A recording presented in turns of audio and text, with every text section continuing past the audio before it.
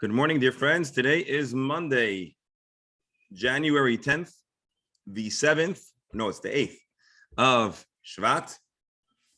Today, we're dedicating our learning for the yahrzeit of Miriam Bas Avigdor. That's Rosalie Barrel's wife's mother, Miriam Bas Avigdor, and we are davening for the complete, speedy recovery for all of Klal Yisrael, and particularly for the well-being and blessing for our Chabura and all of their households. In addition to that, we're mentioning for Refuah Shalema, Yaakov Bas Ben Chana, Leah Bas Rita, Malka Bas Rivka, Chaim Baruch Eliezer Ben Rusa, Esther, Ludmila Bas Najada, and all of Klal Yisrael.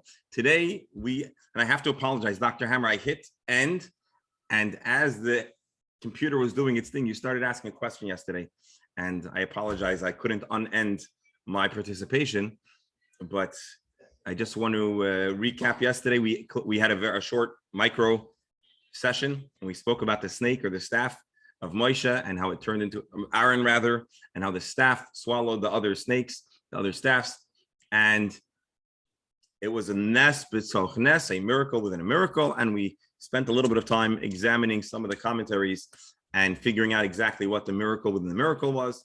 We had the common understanding, which is that it turned into a staff, the staff turned into a snake, that's a miracle. And the fact that it swallowed the other snakes, that's a miracle. That's the conventional understanding. And that was the opinion of Dr. Hammer. We then saw some of the other commentaries, the Maharsha, thinking that it had to be more immediate. And he spoke about the fact that the staff didn't become engorged by the other staffs. And then we had the Ben Yoyada, who I believe he said that the miracle was that all of the staffs were swallowed simultaneously, which is a big feat to manage to do so. And then we discussed, was it really swallowing, or was it another kind of neutralizing or dissipating or causing to cease to exist? And that was where I jumped off. And Dr. Hammer, if you recall what the comment was, I'm sorry. Okay. You're muted, doctor. But you're muted, so we can't hear you. I don't recall what the comment was, but I remember something from 2 days ago that was bugging me. I don't know if you want to deal with it now. You mentioned that some Meforshim, but some people kept their own notes and either later published them or whatever, use them in some way. So I started to think about the Jacobson brothers and the Rebbe. And then I also started to think about recording things on Shabbos, like is there a security in a shul that's on 24 hours that records pictures and stuff like that? Okay, and if so, is that any different from recording tefillah on Shabbos if the recording device is on 24/7? And what are the issues with that? Number one. But number two, getting back to the Rebbe and the Jacobson brothers, how accurate is that perceived of when it's a retelling of something from people who supposedly are able to remember everything that they hear? Yeah, okay. Good question. So we have two issues, and I'm curious. I'm interested in both of them. So although it's not immediately connected, but it is a continuation of a conversation we had. So issue number one, let's go backwards. Issue number two, which was about the oral scribing, how the Simon Jacobson and Yossi Jacobson were part of a team that was led by a famous genius and Chabad Chassid called Rabbi Yoel Kahn. He was referred to as the Chozer. He was the person who led the effort of reviewing and transcribing the Rebbe's teachings from Shabbat. He passed away earlier this year, which is why there was a lot of recent publicity about that effort. And Rabbi Yossi Jacobson, and I think Simon too, but I saw from Rabbi Yossi Jacobson, spoke extensively. Today there's a lot of podcasts going on. It's the big, I don't know if it's the big thing today, but it's the big thing of late.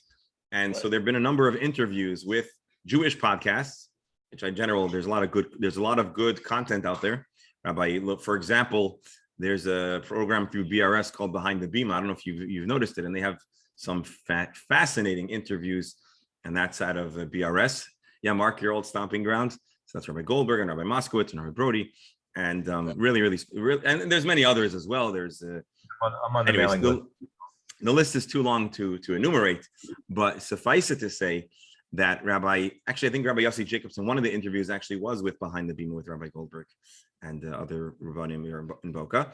And so they asked him about this process of recording and transcribing the Rebbe's talks.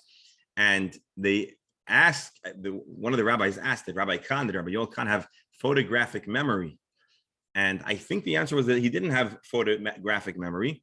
His talent wasn't that he could remember word for word. His talent was that he was so bright that he was able to grasp the concepts and the ideas being discussed. And so they aren't actually recorded word for word. They are recorded content.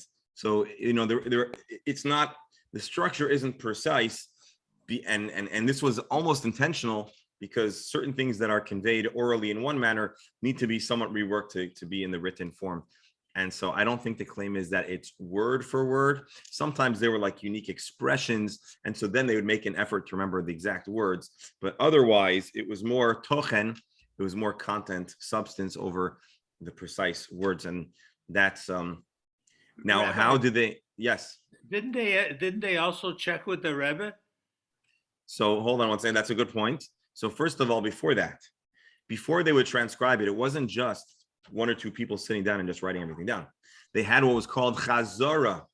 And this was particularly important for out-of-towners. You might have had somebody in Israel or in Miami that wasn't there, and they wanted to know what the Rebbe talked about. And so they would have a session where the people that were tasked with this would sit around, and they would go through the Farbrengen, many hours of a Farbrengen, point by point. And let's say Rabbi Yoel Khan would repeat it, and the others would fill in or correct him. And so although it wasn't precise, it wasn't just one person's memory, it was a collaborative process. And Rabbi Jacobson describes how sometimes as a younger choser, and again, admittedly, this is a little bit off topic, but it connects to the oral tradition, and they would correct Rabbi Khan, and sometimes he would accept the correction, and sometimes he would say, no, you think you understood, and so therefore you're making the correction. But I know the matter, and I know the Gemara, and actually this is really the route. And so there would sometimes be some vigorous, casual, what's the word, debates about the content. And so after that whole process, there would be a second round of chazar, and I believe that's where they would transcribe it. And many of those things were actually presented to the Rebbe for editing, but not all of the Rebbe's works were edited. Most actually were not. And if you look carefully at a text in Hebrew, in the original language, from the Rebbe, you'll actually notice, you'll either say muga, which means that it was edited by the Rebbe, or bilti muga, which means that it's unedited, or sometimes we call hanachat hatmimim. The yeshiva students wrote it down. And it was a lengthy negotiation. The Rebbe didn't want unauthorized and unreviewed material floating around, because that's, then you'll have people putting things in the Rebbe's mouth that were inaccurate. So that's as far as that. So is it identical to a recording? Absolutely not. But it was it was next to best. And they would also have access on occasion to the Rebbe. So if the Rebbe spoke about something they didn't understand, then they would write a note to the Rebbe saying, hey, we didn't understand X, Y, and Z. And the Rebbe would sometimes would be able to answer for them. And that's a pretty cool thing. As far as recording and cameras, it's a very big question. Certainly, one could not, and actually this I also was recently listening to a halachic podcast, and they were discussing this. Certainly one could not utilize security footage for any other purpose besides to have it for purposes of security. And so there are certain halachic guidelines, especially of late, but certainly one would not be accessing and utilizing, reviewing, or taking snippets of it for any reason other than pure security purposes. The preferred method, when necessary, look, if you could exist without a security camera, that is ideal. Under circumstances where that's not an option, one is advised to keep it running 24/7 so that no one is triggering any changes to the recording. Then the device is just recording constantly. The reality is that in 2022, I got the year right, in 2022, it is almost entirely unavoidable that a person is going to have a walk from their home to their shul and not be recorded many, many times. So one of the questions is it psik reisha? Is it absolutely the case that you'll be recorded? And nichale, are you actually desirous of the recordings? And the reality is that you don't actually want the recording. you wish that you didn't have to have a recording, and you don't want to catch yourself or a Jewish person. You want to catch, God forbid, any troublemakers. And so that's not a psak, that's just a perspective that's out there of late. But it would be ideal if we didn't need to have Rabbi, security anywhere. Yes. so what happened after this Shabbat? The police came to the shul Okay. and asked, we want to see the recording of the thing. And I tell them, listen, today's Sabbath, but if you contact Toby after Sabbath, he goes, yeah, we know Toby. Was I allowed to say that? I think so. But if you want to psak halacha, let's have an off-camera conversation. All right. So that was all the introduction, and so Dr. I think that mostly addressed the two questions, but it's a good shaila and it's a big shaila, and there's not absolute consensus across with all the halachis. It also gets into a more technical question of what exactly is the malacha of being recorded, and is it nicha? Do you actually desire it? Is it a psik resha?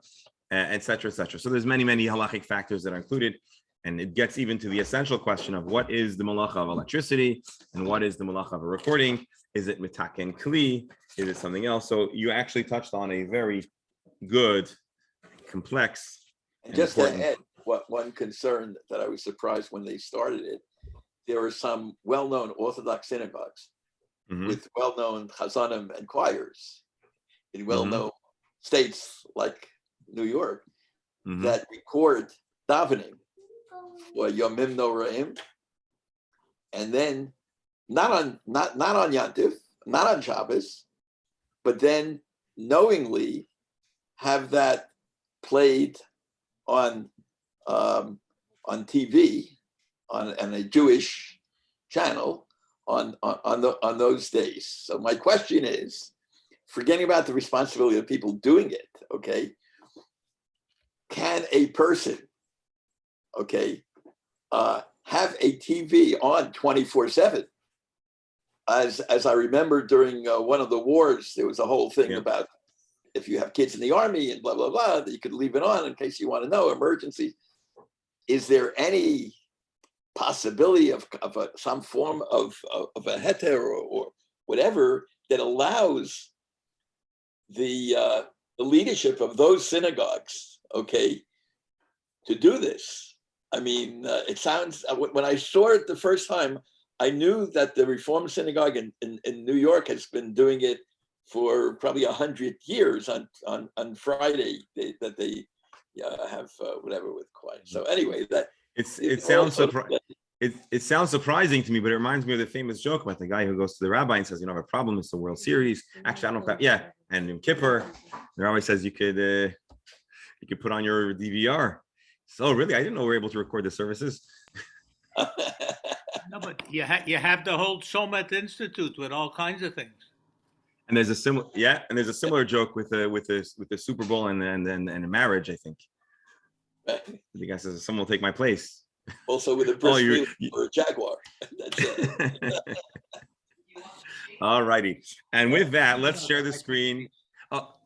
Sorry for the version, but so, Doctor, suffice it to say, I'm not familiar enough to give a condemnation nor justification for that behavior, but it certainly sounds interesting and worthy of a discussion. Let's hit record, and here we go. So we are no longer in the Agadic territory. We are now back into the halachic territory, and I would say, if we needed to find a segment of Gemara that we say this is like a typical Gemara kind of deliberation and a Gemara type of debate, this certainly would qualify as one of those classical Gemara discussions, as you'll see soon. Don't be scared. It's not too scary, but we'll wade through a Mishnah and we'll give different options and you'll see. And Professor Stern, your point that you made once or twice is immediately and directly discussed in this Gemara. So let's get ready. All right, here we go. So the Mishnah says, if one was to throw an item from one private domain to another, and there is another public domain, there is a public domain, a public thoroughfare between the two, Rabbi Akiva says one is chayiv, and the Chachamim say that one is exempt. If you want to see the Mishnah, here is the Mishnah in its original text. Rishus hayachid l'rishus hayachid. From one private domain to another, Rishus Ram be'emsa. Rabbi Akiva Machayev. Rabbi Akiva says that the person is liable for carrying by causing the item to fly from one public domain to the other. Sorry, one private domain to the other. V'chachamim poitrim, and the sages say, no, you're a potter. That is the Mishnah, and the Gemara is now going to discuss how exactly was the item thrown. Was it over or under 10 tvachim? Now, I have to confess, I struggle with visualizing precisely how this scenario might look. If we're on two balconies, then it's not going to work. So I want everyone to forget what we said about balconies. Now let's just imagine we're standing on a. Oh, I know. We have the perfect example. We have the shul, and we have the property right across the street from the shul. Currently, this property across the street is not fenced in, and so we might have to do a little work to, well, besides the fact that there's an Erev, assuming there was no Erev, we might have some work to turn it into a Rishus HaYachid. But assuming that the shul property is a Rishus HaYachid, and the property across the street is also a Rishus HaYachid, and imagining, although this is not the case, that the Seacrest Parkway is a public domain, so if I were to throw something from the new property to the old property and vice versa, again, this is the example. We're not getting into the halachic nuance of the status of any of those three places. So Rabbi Akiva says, Chayiv, because you sent that thing through the airspace into a public domain, it's as if you caused an item to be moved from a private domain to a public domain. And we must add that according to Rabbi Akiva, although it ends up back in a private domain, that is inconsequential. The Chachamim say no. Our question now is the professor's question. How high did the item fly? How high did it go? Was it 10 tvachim or was it higher? By the way, most acts of throwing, I think that we do, would be above 10 tvachim, right? Imagine yourself throwing a football, certainly higher than 10 tvachim. Throwing a baseball, I imagine the same would be the case. Or even throwing, I don't know, anything else. So, but let's forget what we imagine and what we can envision, and let's stick with the facts as the Gemara presents. Rabba had a question. Limata mi'asara pligi was the debate that the item being thrown was under 10 tvachim. Buha pligi, and this is what the debate is about. Mar Sovar, Rabbi Akiva would say, Amrinon Kiluta Kimashahuncha, something that is in the airspace, it's as if it's upon the ground. We had this once before in our Gemara. Umar Sovar Loya Amrinan Kiluta Kimashahuncha. The Chachamim say we do not imagine that something that is in the air is on the ground. Meaning, what is the relationship between an object and the ground underneath it? Possibly, Rabbi Akiva is of the opinion, Kluta Kimashahuncha. If it's floating in the air, if it's suspended in the air, we imagine that it's resting on the ground. So Rabbi asks, two ways to understand the Mishnah. Option A, Rabbi Akiva and the Chachamim are only arguing if the item is less than 10 tvachim in the air. If it's above 10 tvachim, Lamalo mi'asara, Divrei Hakol Pator, maybe everybody agrees that the person is exempt, and as the professor pointed out more than once, it's in the air, it's above 10 tvachim, and as we know, above 10 tvachim is not public domain. And therefore, Divrei Hakol Pator, everyone say your Pator. V'lo yalfinon zorek mimoshet. And we are not going to compare the circumstances of throwing to the circumstances of passing. What do I mean? Well, when you pass something, like for example, do you remember the picture of the wagons? When you pass something from one person to another, it is just about certain that it is going to be in the air higher than 10 tvachim. We're talking about tall krushim. It is just about a certainty that they are going to be in the air. And so when you pass something, obviously it is going to be above 10 tvachim. But although that may be the case with passing, we do not apply those facts to the case of throwing. Reb Beryl, yes. Is nobody questioning the fact of throwing on Shabbos itself? No, you know why? Because the Gemara a few days ago told us that there is a tradition from Moshe Sinai that throwing is included in the prohibitions of Haitzah, of causing an item to be transported from point A to point B in a prohibited manner. So the question is not, is throwing permitted?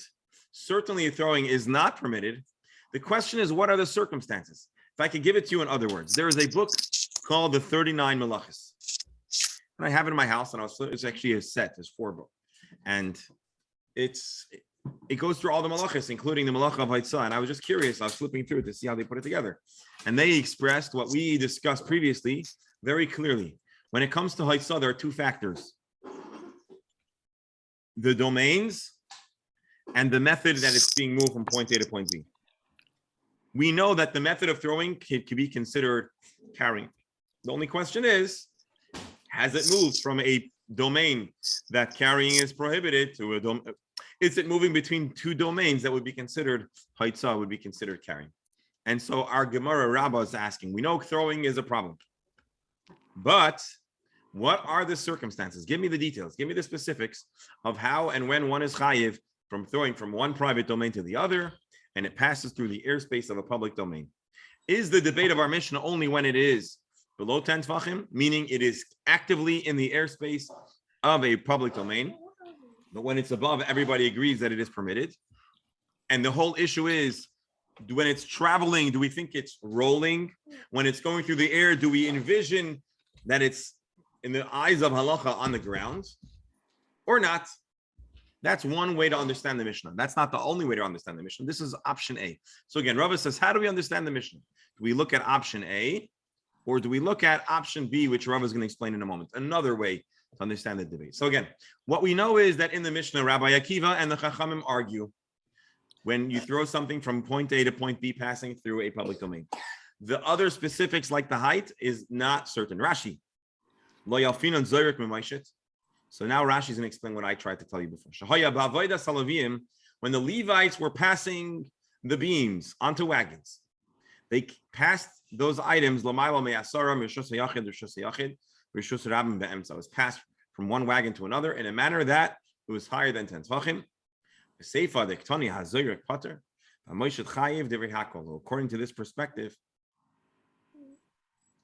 when we say that zoyrek is pater, that's because everybody agrees that if it's in the air, you are pater. So option A, Rabbah says, is that everyone argues only about if it's low down on the ground. There is another way of understanding our Mishnah. The whole debate is even when it's above 10 tefachim. Although you might think above 10 tefachim, like the professor said, it's not considered a public domain, yet for the purposes of this halacha, we consider it to be passing through a public domain. Why? Rabbi Akiva says we compare the facts of throwing to passing. And the Chachamim say no. Although when you pass it, you're chayiv, throwing is a different story. Maybe when it's lower than 10 tefachim, divrei hakol chayiv.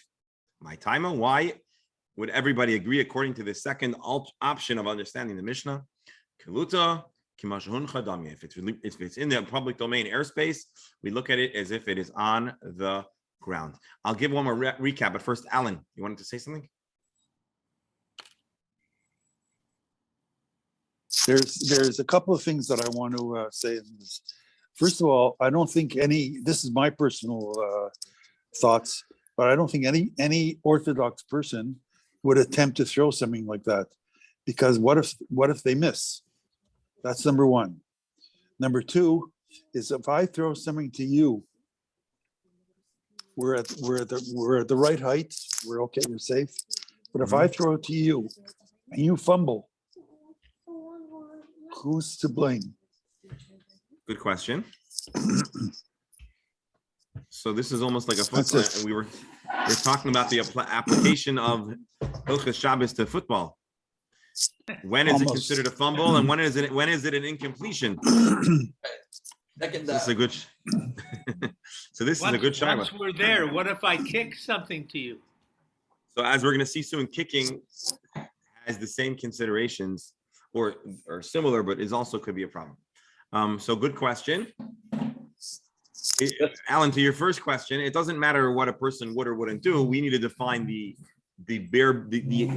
core parameters of the malacha.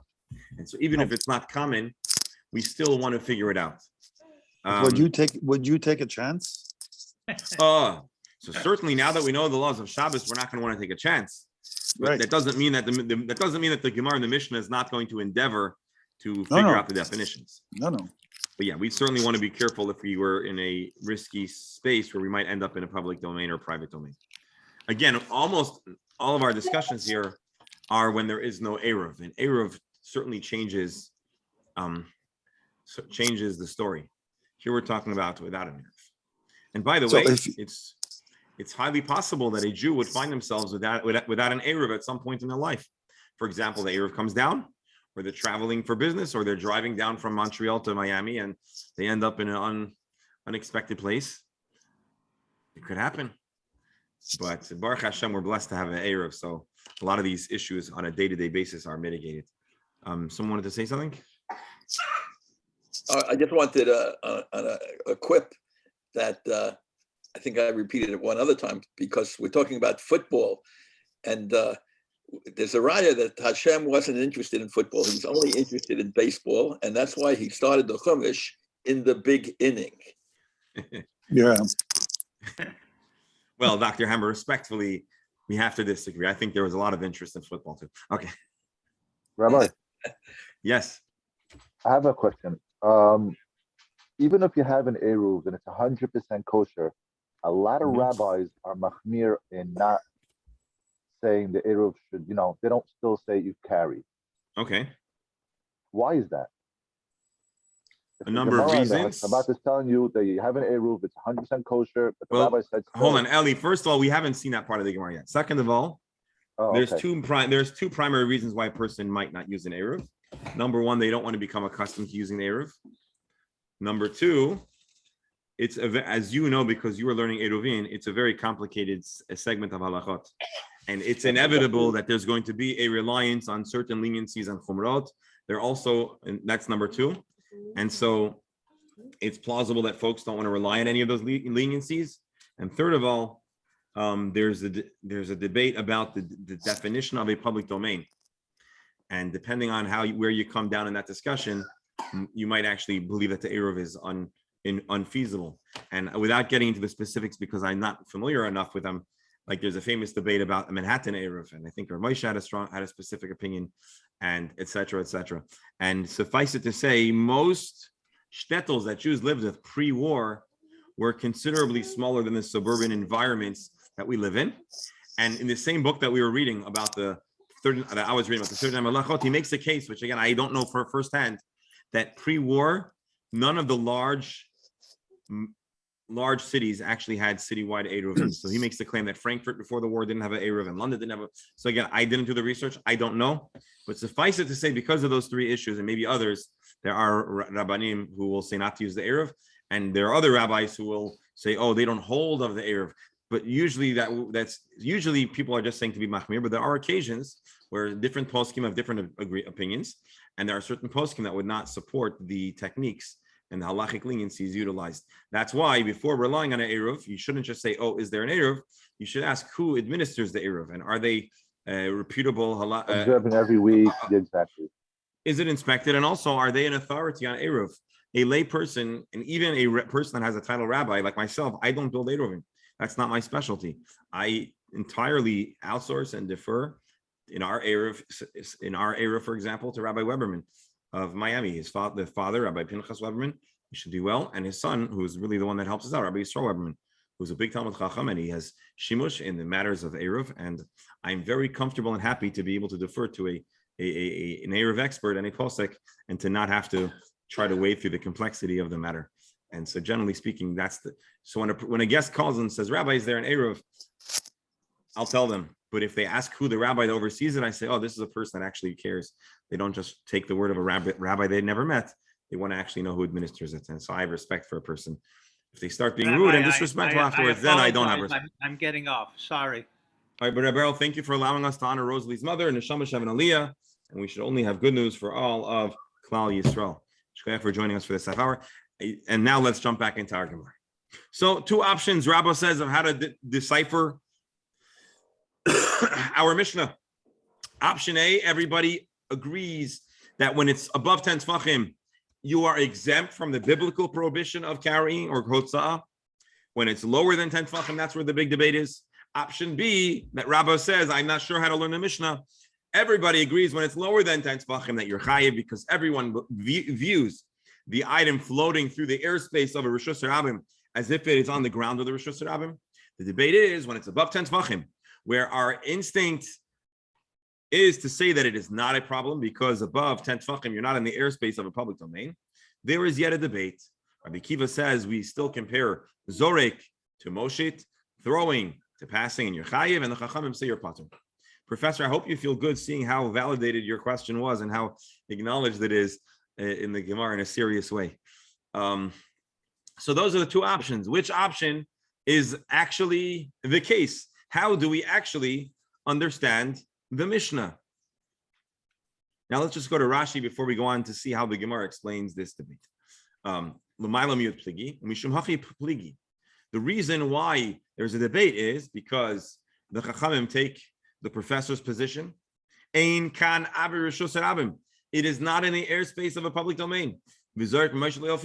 We are not going to compare the 2. Rabbi Kiva says no. We compare throwing to passing. So we have 2 options and we don't have any answers yet. Amar Rav Yosef commented, because we know Rav Yosef and Rabbah were colleagues and frequent debate partners on the matter. So Rav Yosef, here is Rabbah's question. Amar Rav Yosef, Hamilsa iba yaluhu leila Rav Chisda. This is a matter that was already inquired by Rav Chisda. Upashtaniya le Rav Hamnuna miha. And Rav Hamnuna brought clarity to the matter. How so?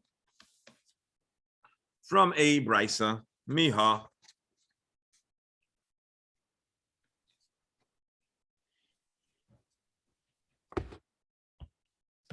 I didn't say we're on Sadik Zayin Amud Aleph. That's 97a.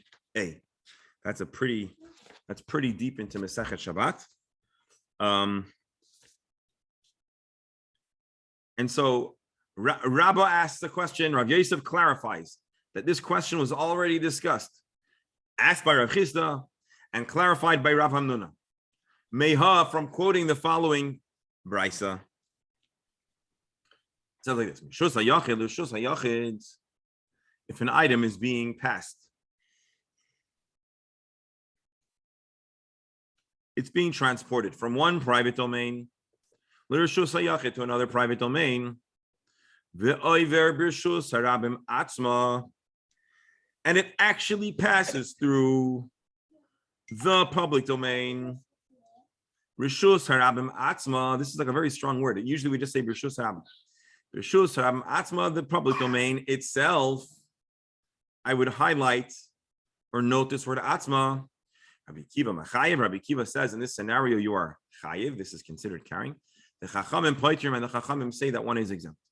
When you're literally in the real public domain, pshita lamata miasar pligi. In this language, it is fairly clear that the whole debate would be only if it is actually in the public domain. Why would you say actually? Well, because as our professor pointed out, higher than 10 tefachim is not actually in the public domain. Lower than 10 tefachim is actually in the public domain.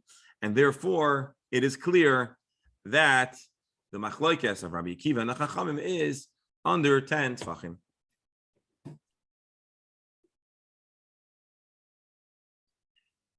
That seems like a pretty solid answer, right? It's pretty clear that the debate is in the public domain. The Gemara is not going to accept that line down. Uvimai. We got to clarify. What is the act? How? If you noticed, I was obscure. I said over here,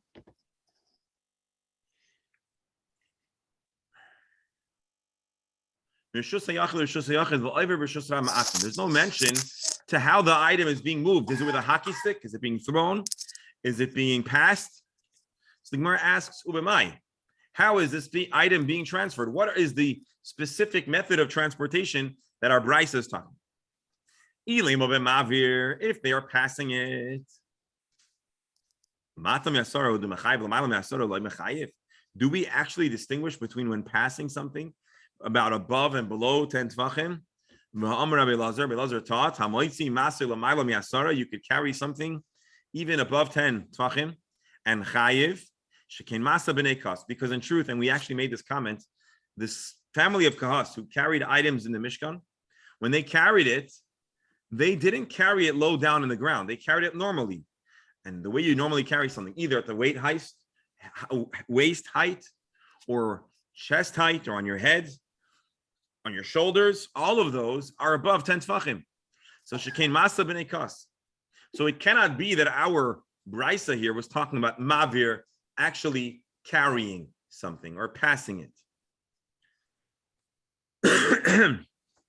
Ella la bezoyrek. Obviously, the brisa must be talking about throwing.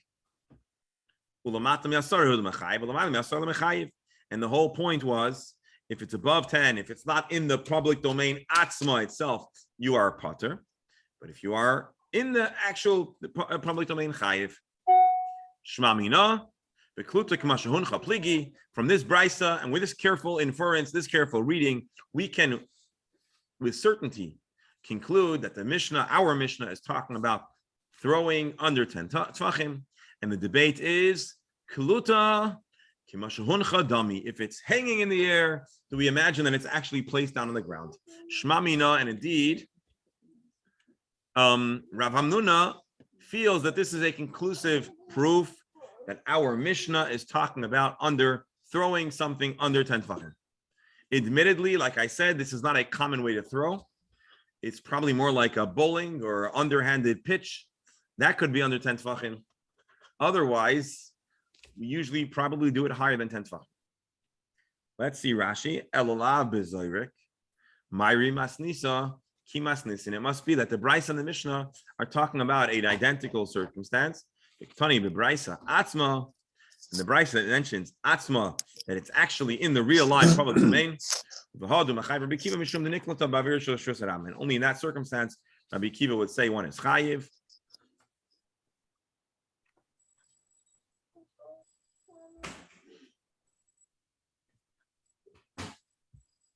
All right.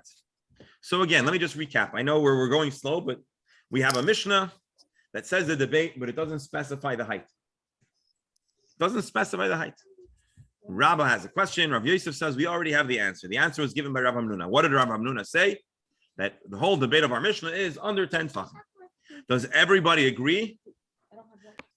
Do you think everyone's going to agree? Is that the Gemara that we are used to? Of course, there's going to be another take. Make things interesting. So, Rav Hamnuna says that this proof is conclusive. Upliga, the Rabbi Elazar.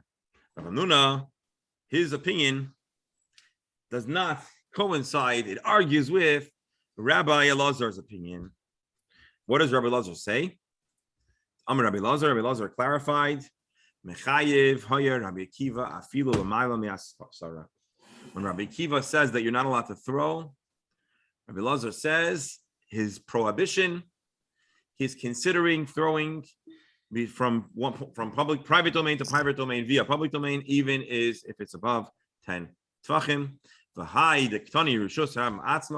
And why does then the brisa that we read not long ago use the word rishus harabim atzma, which we, Rav Hamnuna says this proves conclusively that throwing something passing something in the real live public domain, why does he use the word rishus harabim atzma?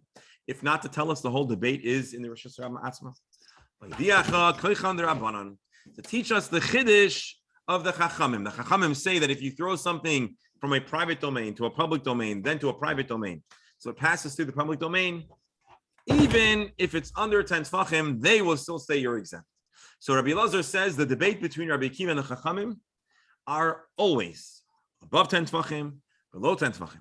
And the Brisa uses the word Rishus Rabbi Asla. It's only to magnify the chiddush of the leniency of the Chachamim, but not to tell us that Rabbi Akiva would allow something to be thrown over. I'm sorry, but not to tell us that Rabbi Akiva would allow something to be thrown above 10 Tvachim. So we have a second way to understand our Mishnah. We have Rav Hamnuna's understanding, which is everybody only debates if it's going under 10 Tvachim. We have Rabbi Elazar, who says they're arguing about all scenarios. Rabbi Akiva says always chayiv, Chachamim say always patur. Upliga. However, Rabbi Elazar's opinion, the Rav Chilkiah Bar Tovia does not coincide, does not agree with the opinion of Rav Chilkiah Bar Tovi. Rashi Upliga Rav Chilkiah Hader Elazar. So we have two methods of understanding the Mishnah, and now we're going to see a third way to understand the Mishnah, or a third opinion. The Amar Rav Chilkiah Bar Tovia, Tovi, what does he say? Toich Shloisha. If the item that's going from private domain to private domain, passing through public domain, Toich Shloisha. If it comes to be within 3 Tvachim of the ground, Divrei Hakol Chayiv, everybody, Kiva, Chachamim, all agree that it is considered on the ground. And you're Chayiv. You've caused an item to pass from a private domain to a public domain. And even though it's going to keep on moving, if it's within 3 Tvachim, we consider it as if you caused an item to move from private to public domain. Rashi says, remember, it's still moving. It never stops. So is being in airspace considered, it's in there, it's stopped in the airspace, or is it just passing through? If it's above 10 Tvachim, Divrei Hakol Pater, everybody agrees that one is entirely exempt. The whole debate between Rabbi Akiva and Rabbi Elazar is 7 Tvachim, from the 4th Tefach to the 10th Tefach. Mark, is that right? Is it 7 Tvachim or is it 6 Tvachim? 7 Tvachim. There it is, unmute. 7 Tvachim, right? There's this. So this is like 30 inches. Dr. Hammer. By the way, this opinion certainly coincides with what you said, that the Torah is into baseball, because I could imagine the range of the batter.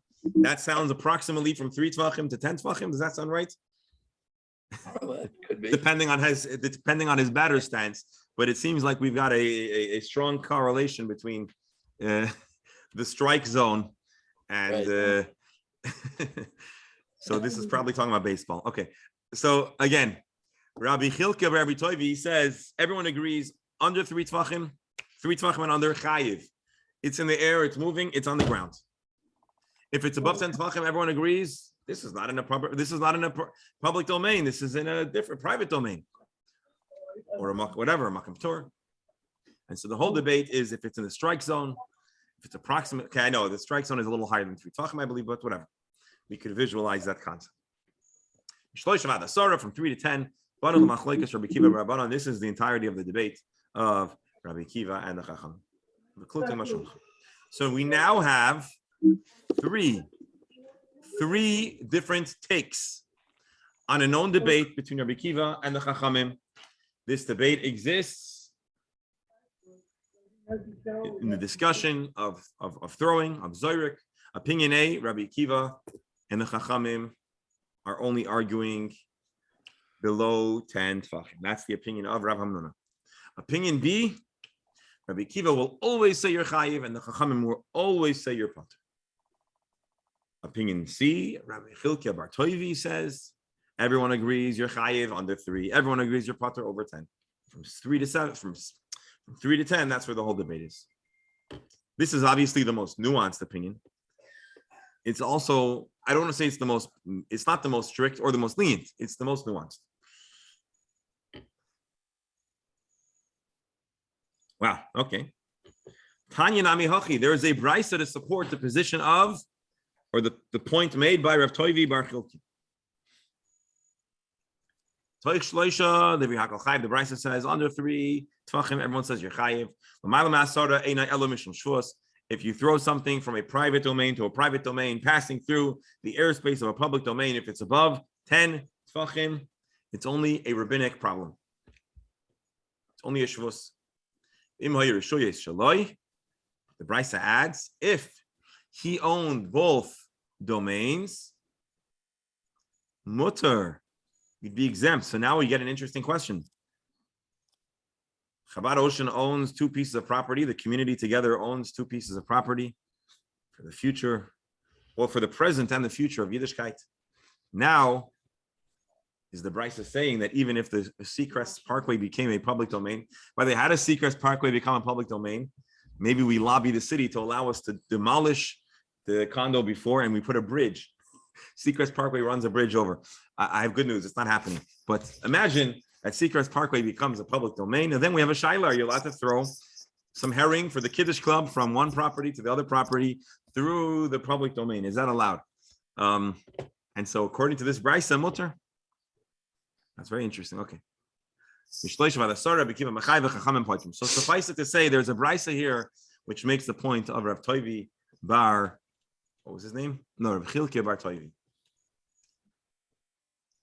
By the way, there's a name, Tovia, and there's a name Toivi, and there's a name in Fiddler on the Roof called Tevya. So I've heard claim that Tevya is actually really Toivi. I don't know. But anyways, it's an interesting name to have a person called Chilkia Bar Toivi.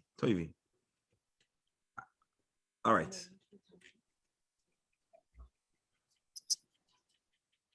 All right, so this establishes our 3 different ways to understand the Mishnah. Now for the last few minutes, we're going to go on to review this question. Which question? The question of if you own 2 private domains and a public domain passes between it.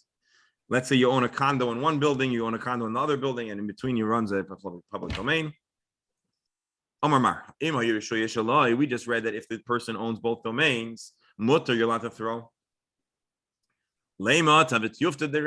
Does this refute the view of Rav? Why? The Itmar.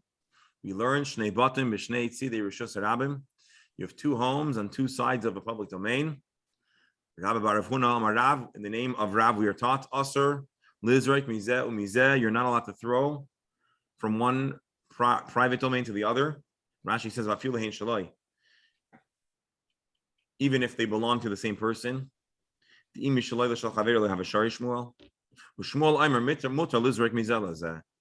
says you're allowed to throw from one to the other.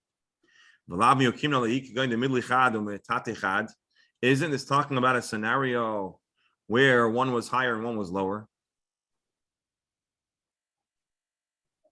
I'm sorry, the Gemara answers, this is not really a refutation to Rav, even though Rav says you are not allowed to throw. And our Brisa seems to say you can't throw if you own 2 homes. Here we're talking about a unique circumstance. Here we're talking about that they're not properly aligned. Alan, get ready for your point to be acknowledged. The Zimnin Nafal V'Asel Asuya. We're afraid maybe he's going to fumble. And then he'll end up carrying it.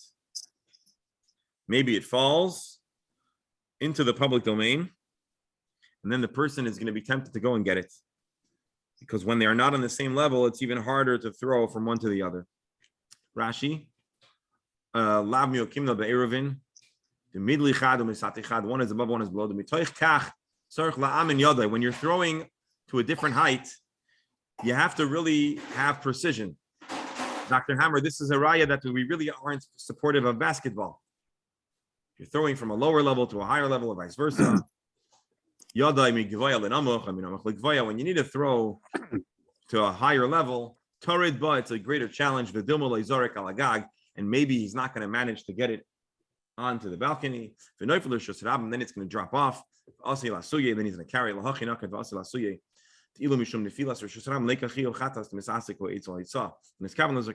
Alan, take a look carefully over here. Our concern is you might fumble it and then you go and get it. Right. But if something would fall unintentionally off the balcony into the public domain, Leka Chiyuv Chatas, this would actually not be a biblical problem. He is entirely unintended. He does not intend at all for the item to end up in the Rishus Ram. So biblically, it would not be considered transporting an item to the public domain if that was not his intention. Suffice it to say, good question. Could FedEx drive? Depends where they leave it. All right, let's see. Amar le Rav Chisda Rav Hamnuna. Rav Chisda inquired of Rav Hamnuna. Amar le Rav Hamnuna le Rav Chisda. Others say Rav Hamnuna asked Rav Chisda.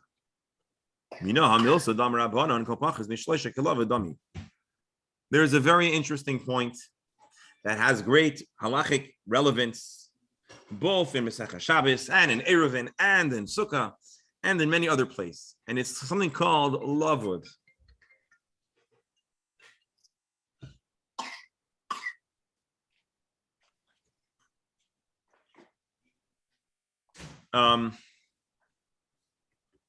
How do we know that when something is under 3 tefachim from the ground, it is kilavud dami? What is lavud? It's considered as if it's on the ground. I don't have a better word for lavud. Mark, you have a good word for lavud?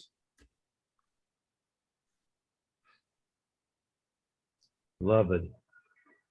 Rabbi, the Art Scroll says it is like an extension, meaning to be within 3 tefachim of something means you're there.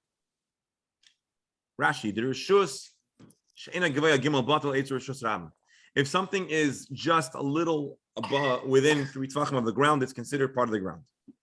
Sounds like the word level. You'll see soon. Amar le lefi she'yavshelo l'Rishus Ram she'tilaket b'malkeit b'rehitni. It is impossible to make the public domain level with a plane. There is a natural flow. There are natural bumps. The ground is not entirely smooth. And so when you're within 3 tefachim of the ground, there are parts of the ground that are 3 tefachim elevated. It's considered within the margin of error, even for a smooth place, certainly in the ancient world. Rabbi Steinsaltz, since the space cannot be completely smooth, even the minor differences in the ground level through the public domain must be taken into consideration. And so if something is flowing through 3 tefachim of height, it is considered upon the ground. Alan, tell him about the streets of Montreal, Alan. You have 10 tefachim. So basically, you have a little rock, you have a little bump, you have a little elevation on the ground, even though if it's within 3 tefachim, it's considered 100% in the public domain. By the way, structures, especially older structures, especially if they're not built with, it's not unheard of that there should be slopes and different how do you call it, slants. And actually the shul, 7 Seacrest Parkway, if you look carefully, the building is on a slant. And if this is particularly evident when there's on the few occasions that we've had flooding that's coming to the shul. Hurricane Irma, for example, the floor is not flat because certain parts of the shul were submerged and other parts of the shul were entirely out of the water. It's also evident you try to have a beam on wheels. When the wheels worked well, it could slide a little bit. And so suffice it to say, hopefully larger structures, if you have a building that's a multi-story building, you got to hope that it doesn't have this kind of sloping. But apparently a building that's a single story home that's probably past its expected expiration date. These buildings were built as bungalows in the 60s and the 50s. I guess they weren't that machmir or makpid to be for its precision, or that it might sink a little. And every once in a while, you see a story in the news. There was a building built in, I think, San Francisco or San Diego. I don't recall a building. I think the Millennium Building. And the engineers discovered that there was a slight sinking factor. And there was a whole big, and it was like the schmanciest building, and all the machers were buying it as a big lawsuit about it. And I guess they allege that other construction projects caused it to, whatever. That's beyond this. But suffice it to say, I guess with a skyscraper, you don't want even the slightest sloping. Well, if you're in Pisa on Shabbos, you'd be okay in the tower. I think at the end of the day, they had to pay out the owners of those apartments to give The them back. Millennium. Yeah. Yeah, it was something pretty crazy. Yeah. All right, I think we're gonna stop over here. Tomorrow we'll pick up with a discussion of Lavud and the heights and the smoothness of the public domain, and we'll get a little bit more into the mechanics of Lavud. So, but I don't know if you agree with me. Do you agree with me that today's Gemara was like a real kind of Gemara discussion? One text with 3 different takes. Each take has its reasoning about the crux of the debate, and it shows us how to analyze and examine. Just because you have a text, it doesn't mean you have all the information. You need to spend a lot more to dig deep and to figure out all the factors that may be implied in the topic. My dear friends, I'm sorry we're not really cutting that short, but I thank you all for joining, especially again mention Miriam, Bas, Avigdar, Neshama Shaban Aliyah, and praying for only good news for all of Klal Yisrael. Looking forward to seeing everybody tomorrow. Gesundheit and Freilich. Thank you all for coming on and giving an hour of your day to a high caliber discussion with great sages. May your day go smoothly. Smoother than the ground of the Rosh Hashanah. Yes.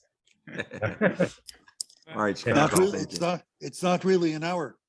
Time goes by too fast. It's your class. Yeah, Shakaya, thank you all. Alan, are you hearing that or only I get to hear it? You're